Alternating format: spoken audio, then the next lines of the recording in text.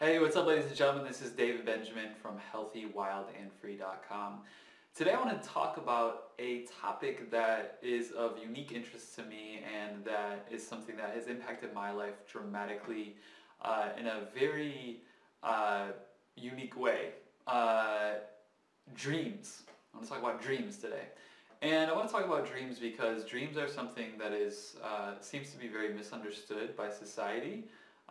We tend to forget our dreams first of all, and then even if we remember our dreams, we typically don't see the correlation into our life and how it influences and affects our day-to-day existence and the interpretation of that dream and what it means and what's the purpose for this.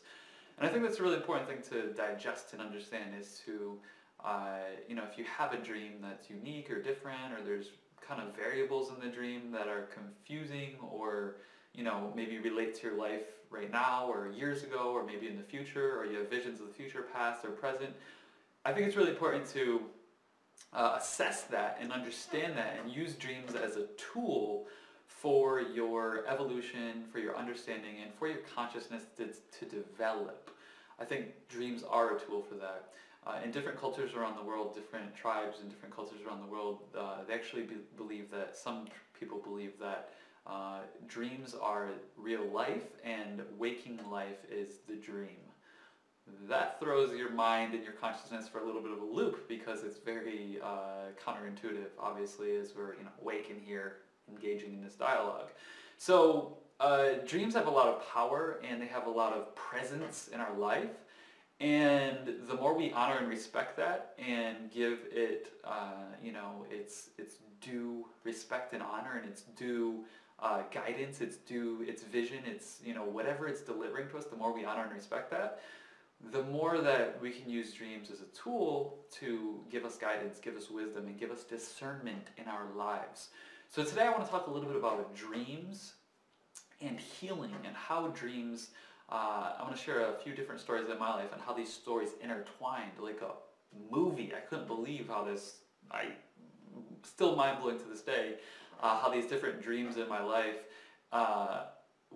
just what happened and how, my life and what I said and what came in my dreams and then what happened after, it's insane. So I want to share a few stories with you that intertwine dreams together in a very interesting way. And maybe me sharing these stories from my life will provide some insight into your life as to what your dreams mean, so, the discernment of dreams, or just, emotionally, what is going on in your life. Because emotions tend to show up in dreams. Emotions tend to surface in dreams. If we suppress our emotions in our day-to-day lives, if we push them down in our day-to-day lives, they tend to surface in dreams. We tend to have experiences based in fear or love in our dreams. And there's a reason for that, and it's where our consciousness is at. So I want to go back. I think it was something like 6 years ago.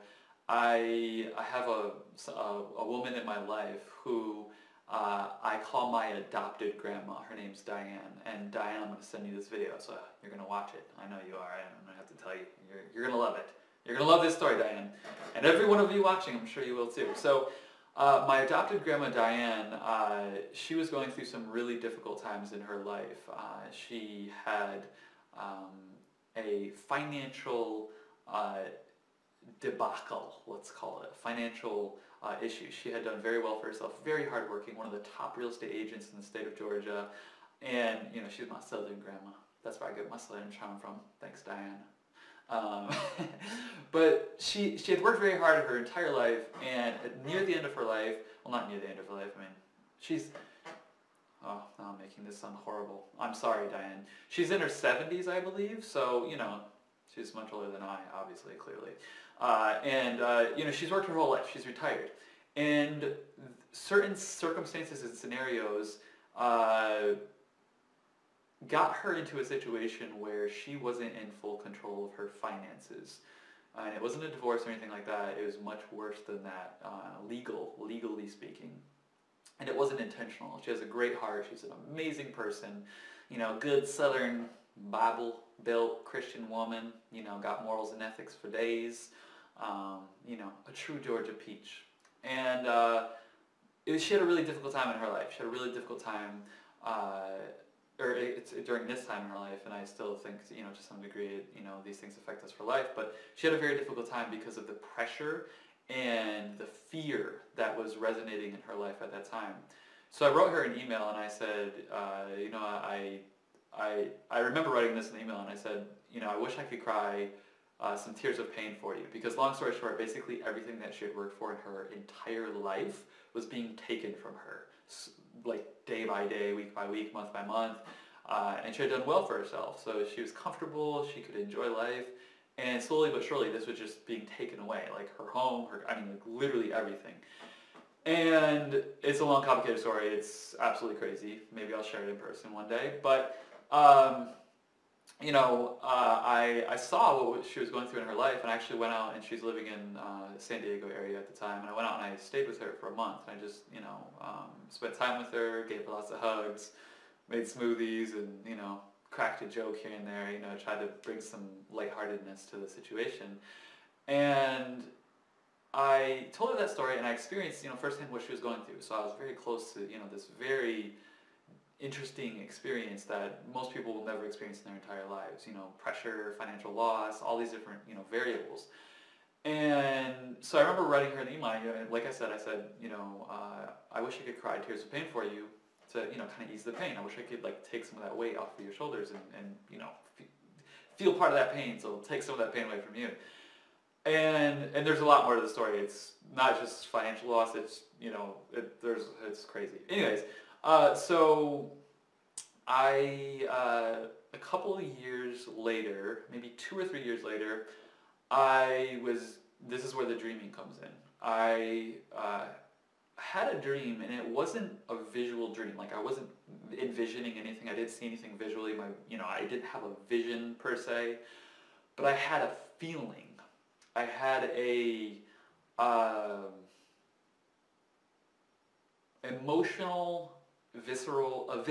emotional experience. In other words, my body had an emotional reservoir of something that wasn't mine or me, and instantly in my dream I knew it was my father. So I felt loss, and I felt pain, and I felt just a really deep sense of loss, And that deep sense of loss was rooted in my father. That deep sense of loss was what I was experiencing viscerally that I felt had experienced in his life, or was experiencing at that time.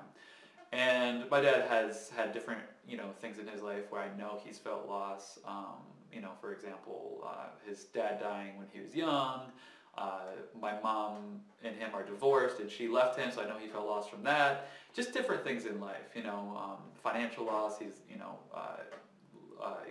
whatever, just kind of not feeling like he didn't make enough or whatever. Just different things, And I just felt this, and I was dreaming once again, and I was kind of in that lucid state. I was sort of in a lucid state where I was, kind of, I don't know what brainwave state it would be. Theta, maybe, possibly, I think theta, where you're kind of awake, kind of asleep. And so I was, somewhat conscious, but not fully conscious, and I just felt all this pain and this loss, and just this really heavy sense of loss that just weighed me down. And in my dream, I started crying. I started just, I was like, how do you hold on to all this? How do you operate in life holding on to this traumatic, deep, heavy sense of loss? And I'm getting goosebumps right now as I'm talking about this. And I woke up out of my dream in tears. I was literally just crying. And my first reaction, my first thought was, what the hell am I doing? What is this? Who is this being? Who is this vessel that is experiencing this sense of loss that's not even mine, that I know it's my father's because I have this strong affinity towards his his life right now, and I could just, it was clear as day. I just knew it was him and his sense of loss. And so I woke up in tears and just, crying, like I said. Once again, I was crying. You should cry every once in a while, it's good for your health. I can elaborate on that for the video, another video. And so I woke up crying, and my first thought, my first reaction was my ego. So my ego was like, what are you doing? This is crazy. This is stupid. This is, who does this? My judgment, my egoic judgmental mind kicked in, on autopilot because that's what it does. And initially that's what kicked in, but right after that, my spirit and my heart responded to my initial egoic-based judgment, and just said, you know what, like, it's all right, let it go. Like, this is a process, this is a journey, this is something you have to experience. Just accept it, allow it, be with it, feel it, and let it go. So I cried a little bit more. I let it go. I let it all out. And I was like, what the hell is this? Like, it's just weird. Like, I've never experienced anything like this in my life before. I hadn't up until that point. And I've never really met anyone that's, had any experience like this, let alone, willing to share it publicly or, in a personal kind of setting. And so I, had that experience, and about, 6 months later, I was in Missouri. I was in, not St. Louis, I think the second biggest city in St. Louis. I went with my dad and my sister to a big gathering for actually a church thing. Because I was like, I want to go on a road trip with them, and I'm not a Christian or anything. They're all Christians, and I was like, I'll just go. It'll be fun. It'll be a fun trip. So I went along with them and had a good time. And I shared this story with my dad on that trip. And we were at an ice cream parlor, or whatever, ice cream shop one night. They were all getting ice cream, and I was like, we sat down on the curb. And I was like, Dad, I gotta tell you this story. I gotta tell you what happened. So I told him the story, about how what I felt, and that I felt this sense of loss, and I cried, and I was like, this is a lot to carry. And what I told him, my exact words were something along the lines of, I felt like God put it on my heart that He wanted me to let you know that it's okay to let things go, to let that pain go, to let whatever you hold against yourself or against others, or just whatever that sense of loss, to let that sense of loss go, to fully release it. And my dad was moved, and emotionally, he was like, thank you, I needed to hear that, and we hugged, and it was like a really good bonding moment. And it was beautiful because that moment was it was a healing moment for my father, but it was also a healing moment for me. And I was just a part of the journey. I was a part of the process. All I was a vessel. That's all I was. And so I shared that with him, and we left home. We left Missouri, and I went on with my life. I kind of forgot about it. And this is tougher than I thought it would be to share.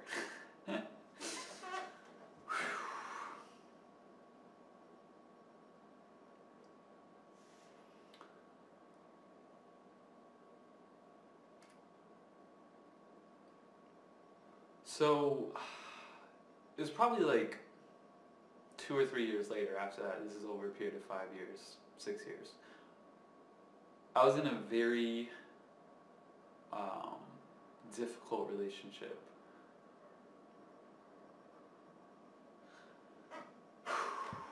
On many, many, many levels.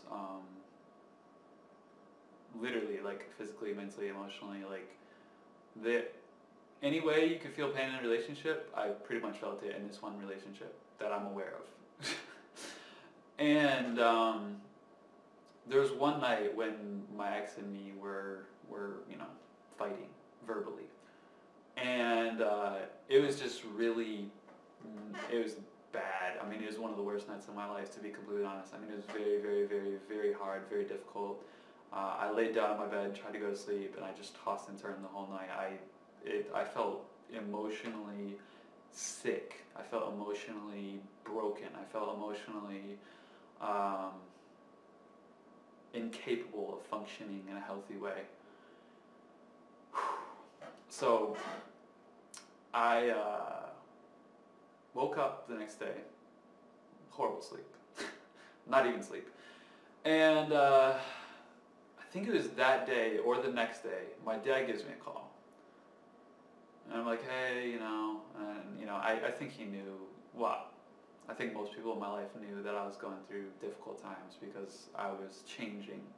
I had lost my sense of self in certain ways. Just a lot of things about me had changed, had been kind of corrupted during that time. And my dad called me and he's like, hey, I think it was the next day. Yeah, it was the next day. He called me the next day and he said, hey, I woke up last night in the middle of the night and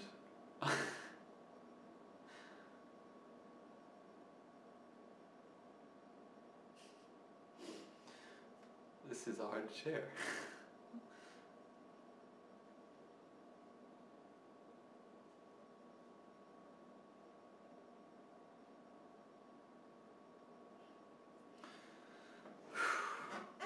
Didn't think I would tear up in this video. And my dad shared with me, he said he woke up in the middle of the night and God put it on his heart that he needed to pray for me because he knew that I was going through something. Mind you, this was probably the most difficult night of my life. One of the top 3, I would say. All in relation in regards to the same person, actually. And he told me that, and I was like, at first I was like, wait, what? Really? I couldn't believe that, because my dad is a very devout Christian, and he's actually a pastor of a church as of this year. For the first time. I'm really, really proud of him. He's come a long way and he's worked really hard to become a pastor of a church. And he shared that with me, and I realized that all these series of events, from the first email that I wrote to my adopted grandma Diane that said, I wish I could cry tears of pain for you, to the dream that I had where I actually cried tears of pain for my dad without consciously being, a part of that process per se. It was subconscious. It was in the dream realm. It was in my subconscious world, my subconscious realm. To my dad waking up in the middle of the night because God woke him up to pray for me in one of the most difficult nights of my life. Blew my mind.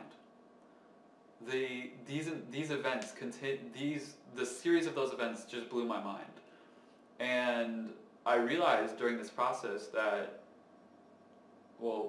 several things. The first thing being that your words have a lot of power, so be careful what you say, or just be intentional. Use your words to heal people. Use your words to love people. Use your words to, bring what this world needs into it. Speak life, speak healing, speak truth, speak love. Speak the things that really matter, speak the things that are important. And I just saw this quote yesterday from Martin Luther King Jr. that said, the moment we stop speaking on things that matter is the moment I don't know. Let me see the quote. I'll pull it up for you. But it was a really good quote, and I think that's very, very true. The quote is, our lives begin to end the day we become silent about the things that matter. So when I spoke that kind of into existence with my adopted grandma Diane, I'll just call her Grandma Diane. When I spoke that into existence with my Grandma Diane, I spoke something into existence that led to a series of events that I didn't know would be led to, and it led to healing. It led to healing for me, for my father, and hopefully for Grandma Diane too. And I just want you to know that, whatever dreams you have, whatever you're going through in life, whatever it may be, or whatever it has been, or whatever it may be, that your words have a lot of power, and so do your dreams. And if you want something to heal, or grow, or manifest, or move in any direction in your life, use your words as an intention to create that in your life. Use that as a conduit to spark energy, to spark movement, to spark flow in that area of your life. That's huge. And pay attention to your dreams. Be aware of what they're speaking to you. One recommendation I would have is to start a dream journal, or just use your current journal as a dream journal tool. And dream journaling is very simple. All that you do is you write down what your dream was about. You just simply write your dreams that you remember in a journal. You know, the date and the dream. And if you start to log that, you might start to see patterns or things that are continuously resurfacing in the subconscious that your conscious needs to be aware of, that your subconscious is trying to bring light to, that your conscious mind, once aware of, will bring that and shed light on it, which will create shifts and change in your life. So whether that's healing emotional pain, trauma, wounds, or whether that's giving you a vision for, you know, your life or your business or your career or your relationship, or, you know, giving you discernment. I think discernment, wisdom, you know, all these different things can come from dreams, but we have to be listening, and we have to be aware, and we have to be present. And those three stories in my life, you know, what led to, you know, the words that I spoke, that led to the dream that I had, that led to, you know, my dad, you know, being awakened in the middle of the night to pray for me. That forever will change my life, because I've seen how human connection and how dream connection and how intention has so much power. So use your dreams to your advantage. If you're having nightmares, if you're having dreams that are fear-based, if you're having dreams where you know, it's based in fear, you're running for your life, you know, it's just fear. I mean, maybe it's violence, maybe it's loss, maybe it's pain. Address that in your life. Subconscious emotions will express themselves in your dreams, and they will be held in your body until you release them. You need to release your pain. You need to release your trauma. You need to release the hurt and suffering that has impacted your life. And your dreams are going to keep telling you and reminding you of what you need to do to grow, to evolve, and to heal, so that you can be whole in here and in here, and operate in a happy and healthy and harmonious way in life out here. Our dreams are tools. Our dreams are very, very, very, very valuable tools in life, and I think we just ignore that. So I just want to share these three stories with you today. I didn't think I would tear up, but if you're in my shoes and you walk through my life and you understood each of those stories in their depth beyond this, you might tear up too. Yeah, so I'm human. The last lesson I want to share that I learned, and this is, you know, more from I guess just wisdom and my father and life in general, is that spirituality isn't defined by a channeled belief system, whether that be Christianity, Islam, Judaism, Mormonism, Scientology. Well, Scientology is actually crazy, but let's be real. You know, New Age, Hinduism, Buddhism, whatever. Spirituality, or the growth in spirituality, I guess I should say, should not be defined by a specific channel of spiritual practice. And I think that my dad's dream, or my dad's, you know, God speaking to him and him waking up and praying for me, was a sign in my life. That was a lesson that taught me that Christianity, or Islam, or, you know, Buddhism, or Hinduism, or any form of religious or spiritual belief can bring wisdom, discernment, guidance, and healing into your life. So our goal, I believe, should be to be open, to be available to information and knowledge and wisdom and discernment and insight from anyone that has a spiritual path of any kind of their choosing.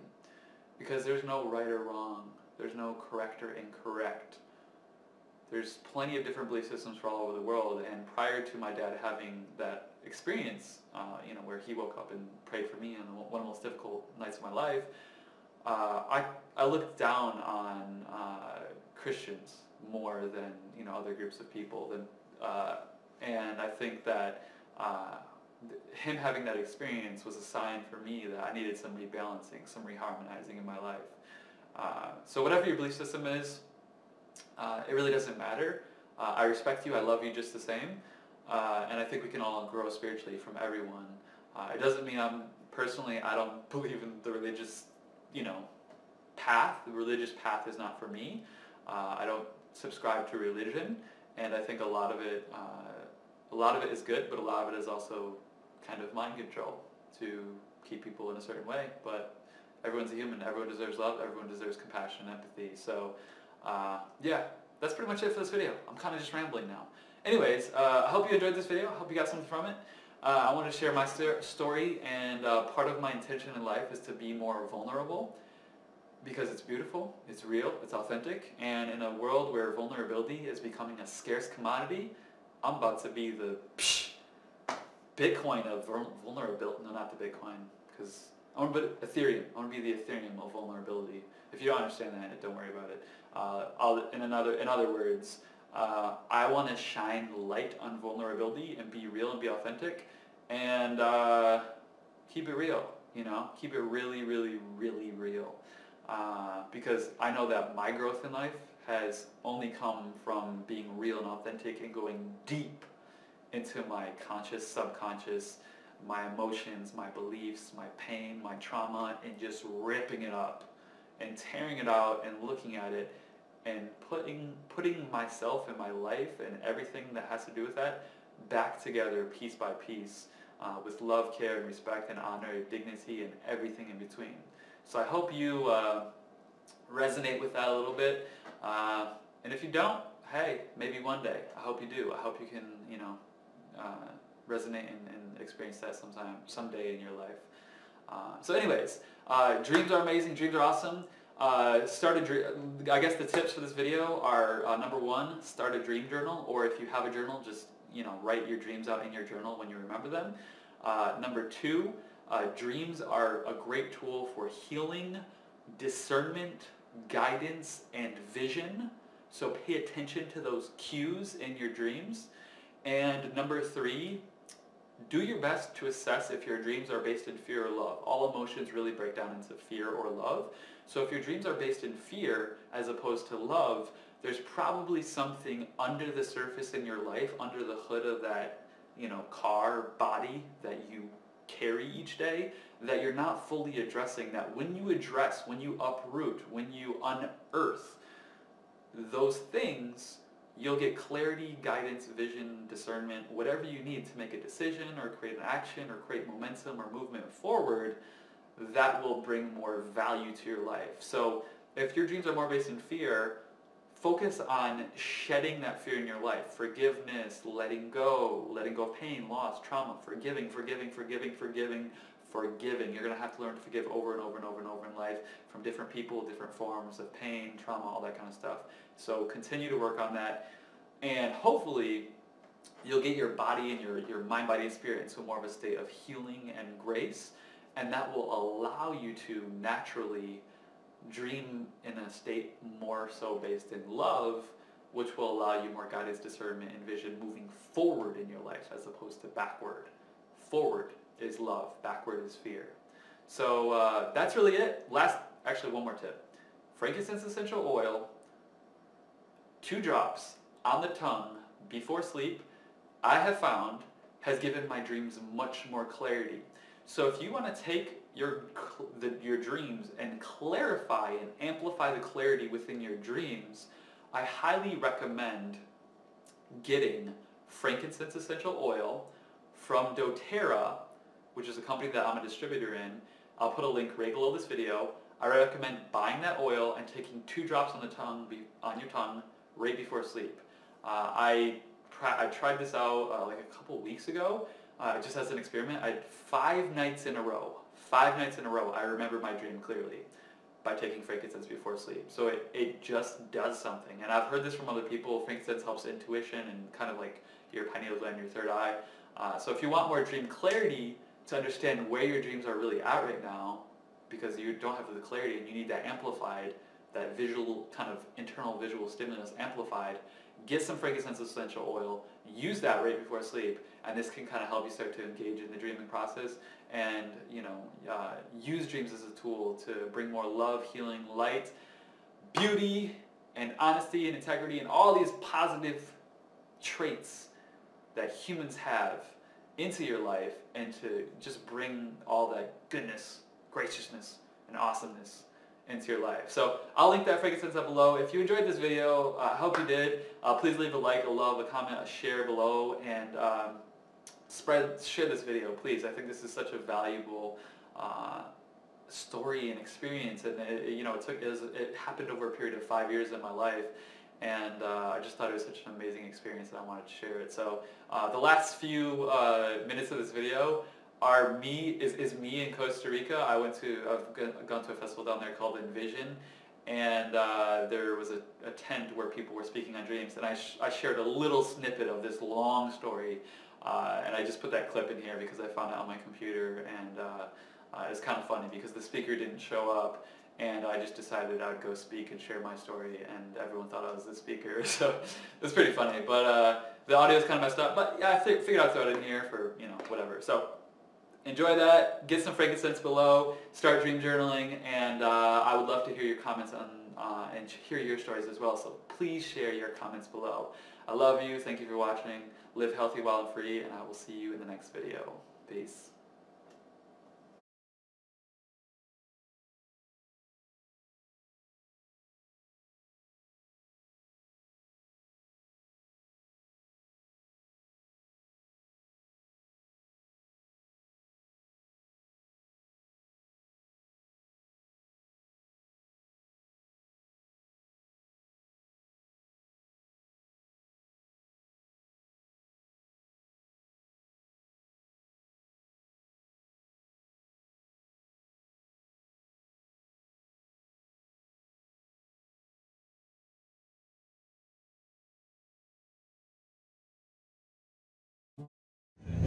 Through my body, like viscerally, like literally feeling what he felt. And my dad had a interesting relationship with his father. He died young and of cancer. He was not good terms with his father when he died. So I had a dream about my father. I had this like immense feeling of like pain and loss, and really just loss. I guess I would say loss is the word that came to mind for him most, or for what I was feeling visually for him. So I had this dream, this immense feeling of loss, like literally weighing me down while I was sleeping. I'm like, what, you know, I didn't know what was going on. It was like I was dreaming an emotional experience through him, right? So I woke up actually in tears. I woke up crying, and I was like, and it wasn't me, it was like my dream weeping through me for him. And it was an extremely visceral experience. I've never experienced anything in my life like that ever before. And I told my dad about it, right? Like, I sat down with him and I was like, hey, I had this dream about you, and it was about, like, I just had this immense feeling of loss, this very strong feeling of loss, and I said, like, I just had this dream, and I felt to let you know that, like, you can let that go now, like, you don't need to hold on to loss, because we've all had loss in our lives, whether it's, you know, relationships, deaths, whatever it may be, and I think it's easy to hold on to loss, as opposed to hold on to what we do have and what serves us and what, you know, elevates our growth and evolution. So it's easy to hold on to loss. So I let him know that, and like we shared like this like bonding moment, you know, where it was like, you know, like that's my father, that's my son, you know, like one of those moments where it's like, you know, like one of those life enriching moments. And it was interesting because that experience helped me realize that dreams are a journey to understand other people better, because in the conscious realm, in the conscious world on a day-to-day basis, you're communicating with your conscious mind, you're communicating with your thoughts. Yeah. Say hi to mother. Say hi. Be the recording. Hey. Thank you. I appreciate it. I know.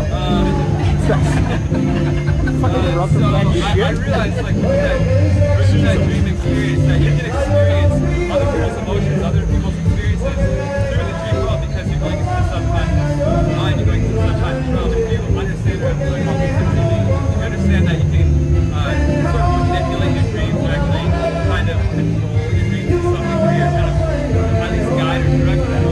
So, yeah, really interesting story. It's just be open to dreams, be open to feeling what your dreams feel, because you have those dreams for a reason, and there's a reason those emotions are being evoked. Like, it's subconscious shit or not shit that is bubbling within you that it needs to come out, and the dream is the way for your body to express that viscerally. So that's what I feel. That's just my opinion. I'm no fucking guru or anything, so don't take my word for it, but yeah, that's just my thought on the matter. Go by your